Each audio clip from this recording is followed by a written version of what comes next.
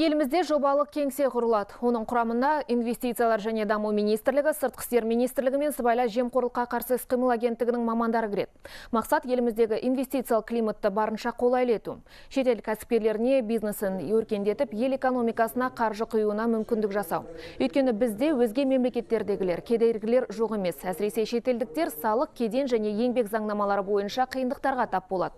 Сондықтан осы мәселелердің түйінін шешу мақсатында бүгін үш бірдей мемлекеттік орган өкілдері мен бизнесмендер бір үстел басына жиналды. Форум қатысушылары инвесторлардың құқығын қорғау, сыбайлас жемқорлыққа қарсы іс-қимыл, бизнестің шағымдарын азайту сияқты мәселелерді талқылады.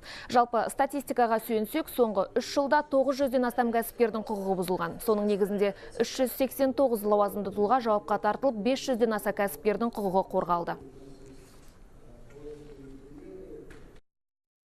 Үш мемлекеттік органның барлық мүмкіндіктерін бірлесте отырып, қазіргі уақытта банағы кәсіпкерлерді, инвесторларды, олардың құқығын қорғау мәселесін жаңа деңгейге қойғу. Осыған қоса әкімшілік кедергілерді, әртүрлі бюрократикалық процедуралардың барлығын жоюға қатысты эффективті шешімдерді қабылдау. Сондай-ақ инвесторларды қорғауды қамтамасыз ететін инвестициялық омбудсмен институты мен инвестициялық кеңес қызметтерінің жұмысын жандандыру мәселесі көтерілді. Деректерге сүйенсек, өткен жылы омбудсменге 40 шағым түскен, оның 11 бойынша іс қозғалған. Еуропалық банк Қазақстанның ең ірі инвесторларының бірі. Қазақстанның инвестициялық мүмкіндігі зор. Жібек жолының бойында тұр.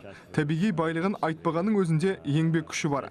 Яғни бизнесті өркендетуге таптырмас мекен. Сондықтан сіздің елде кәсібін өркендеткісі келетін шетелдік компаниялар көп. Алайда оларға қолайлы жағдай жасау керек.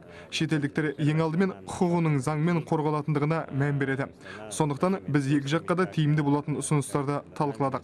Өтініш тілектерімізді айттық, тиісті органдарға жеткізе алдық деген сенімдемін.